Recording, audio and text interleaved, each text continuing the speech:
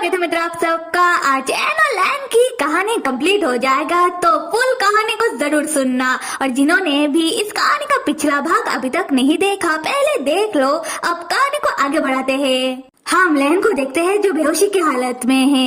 उसका घाव हील होने का नाम ही नहीं ले रहा था। उसके हर एक जख्म से खून बहता जा रहा था। ऐसा कह सकते हैं कि लैन का घाव हद से ज्यादा स्लो हील हो रहा था।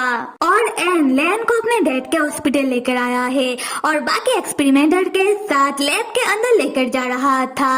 एन लैन का ऐसा हालत देखकर वो बहुत ही परेशान होने लगा।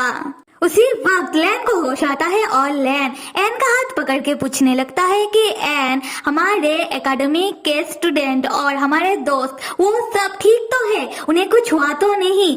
तब एन का रिएक्शन लाइक, तुम्हारा हालत सही नहीं है, फिर भी तुम दूसरों का फिक्र कर रहे हो।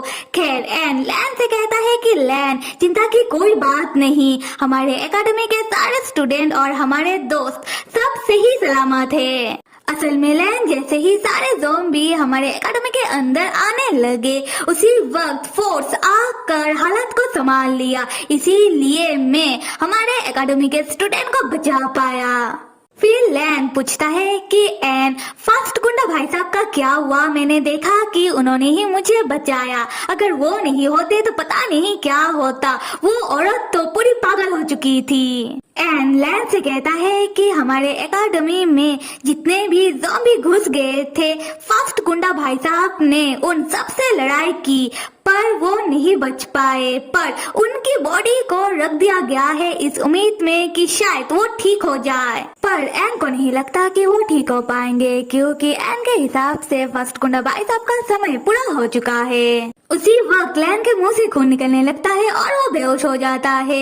एन ये देखकर डर जाता है और जोर जोर से लैन का नाम पुकारने लगता है। अगले सीन में हम लैन को लैब के कमरे में देखते हैं और एन उसके पास ही बैठा हुआ था। कुछ देर बाद लैन को होश आता है। एन लैन को होश आता हुआ देखकर कहने लगता है कि लैन, क्या तुम उठ गए? अब तुम्हें कैसा लग रहा है? क्या तुम्हें कुछ चाहिए?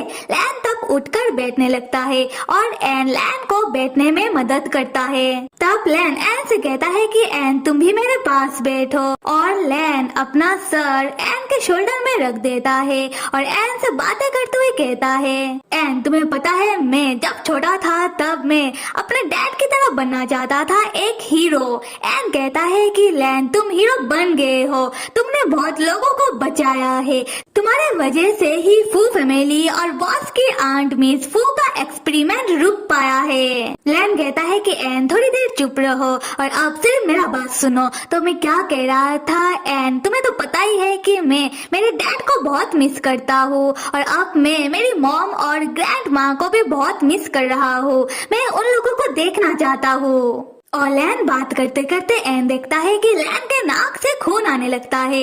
ये देखकर एन बहुत ही परेशान हो जाता है और एन तुरंत उठकर खड़ा होता है। लैन से कहने लगता है कि लैन तुम यही रुको, मैं जाकर किसी को बुलाकर लेकर आता हूँ। लैन तब एन का हाथ पकड़ लेता है और कहता है कि एन नहीं, तुम कहीं मत जाओ।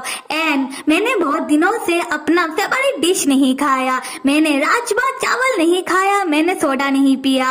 एन, क्या तुम मेरे लिए ये सब लेकर आ सकते हो? ये सुनकर एन चौंक कर कहता है कि क्या? अच्छा ठीक है, तुम यही मेरा इंतजार करो, मैं तुम्हारे लिए लेकर आता हूँ। उसके बाद हम एन को देखते हैं जो लैन के लिए जल्दी जल्दी में खाना लेने लगता है और खाना लाते हुए वो मन में सोच रहा था कि आज मैं लैन को बताई दूंगा कि वो जो मेरे बारे में सोचता है सही सोचता है, मुझे उससे प्यार हो गया है। पर मैं लैन से कहूँगा क्या मैं लैन को आई लाइक यू कहूँ या फिर आई लव यू? अगर लैन ने मेरा मजाक उड़ाया तो मैं लैन को नहीं छोड़ूंगा।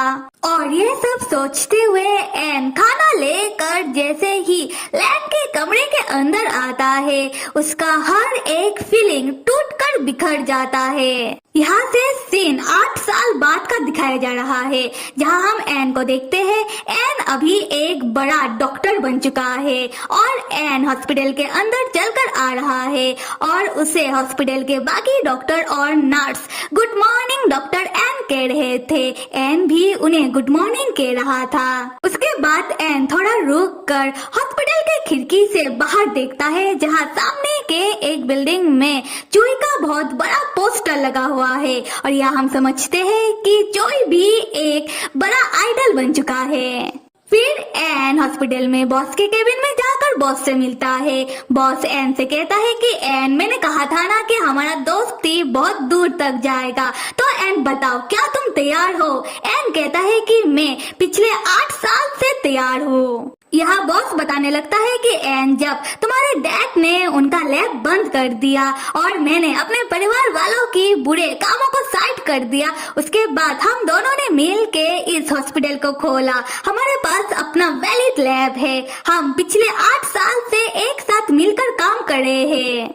अब समय आ गया है उसे जगाने का। फिर बॉस एन के सामने लैन का फाइल वगैरह निकाल कर रखता है और एन से कहने लगता है कि एन, तुम्हारी मॉम की बनाई हुई ब्रेन ट्रांसफॉर्म एक्सपेरिमेंट और तुम्हारा तैयार किया गया एक्सपेरिमेंट को मिलाकर हम लैन के ऊपर एक्सपेरिमेंट करेंगे और यही है हमारा 8 सालों का आखिरी उम्मीद। इस एक्सपेरिमेंट को क्या बुलाए, रिवाइव एक्सपेरिमेंट। खैर, अगर ये एक्सपेरिमेंट कामयाब हो जाता है तो एन, ये एक्सपेरिमेंट इस दुनिया में तहलका मचा देगा। इससे पहले एन, तुमने जो लैन के बॉडी को 8 सालों तक संभाल कर रखा है, जाकर निकाल लो। और एक चीज याद रखना, इस बार गलती का कोई गुंजाइश नहीं है और तुम एक्सपेरिमेंट का तैयारी करो। एन कहता है कि मैं कामयाब जरूर होऊंगा। उसके बाद एन जाकर लैन की बॉडी को बाहर निकालता है, जहां हम लैन को देखते हैं। लैन की बॉडी 8 साल पहले जैसी थी, बिल्कुल वैसी ही है। खैर, एन लैन को देखते हुए लैन का गाल सहलाने लगता है। फिर एन अपना हाथ हटाते हुए लैन से कहता है कि लैन, क्या तुम तैयार हो? लैन, मैं तैयार हूँ। और अगले सीन में हम देखते हैं कि एन एक्सपेरिमेंट रूम में अपने टीम के साथ लैन को जगाने के लिए लैन के ऊपर एक्सपेरिमेंट करना शुरू कर दिया है। और एन का ये एक्सपेरिमेंट बहुत लंबा चलता है। सुबह से शाम हो जाती है और शाम से रात।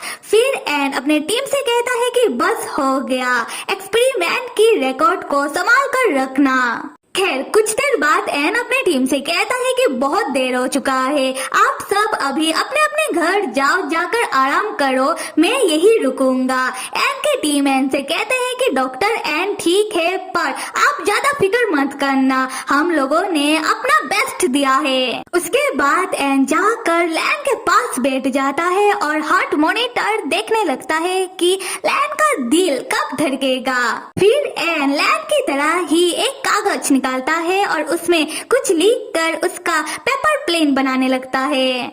उसके बाद एन अपना हाथ जोड़ के मन्नतें मांगते हुए अपने मन में कहता है कि मैंने बहुत इंतजार किया है। उसी वक्त एन लैन की हार्ट मॉनिटर का आवाज सुनने लगता है और एन के साथ हम भी समझ जाते हैं कि लैन का दिल धड़कना चालू हो गया है।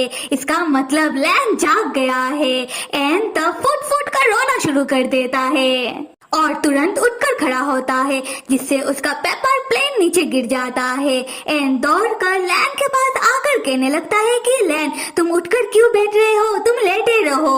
लैन एन से कहता है कि एन, ऐसा लग रहा है कि मैं तुमसे बहुत सालों बाद मिल रहा हूँ। एन रोते हुए कहता है कि हाँ। तब हम एन के पेपर प्लेन को देखते हैं, जहाँ लिखा हुआ है कि एन लैन को बहुत प्यार करता है। तो फिर मेरे प्यारे मित्रों, ये हुआ एन और लैन की कहानी का हैप्पी एंडिंग। और यहाँ पर क्लियरली बताया नहीं गया कि अभी एक्सपेरिमेंट के बाद लैन ज़ॉम्बी रहा या फिर इंसान बन गया, पर हम मान लेते हैं कि एन की गई एक्सपेरिमेंट के बाद लैन अभी इंसान बन गया है। और आप सब कमेंट करके बताओ कि मेरा एक्सप्लेनेशन कैसा लगा, ये कहानी कैसा लगा। Till then stay with me and see you.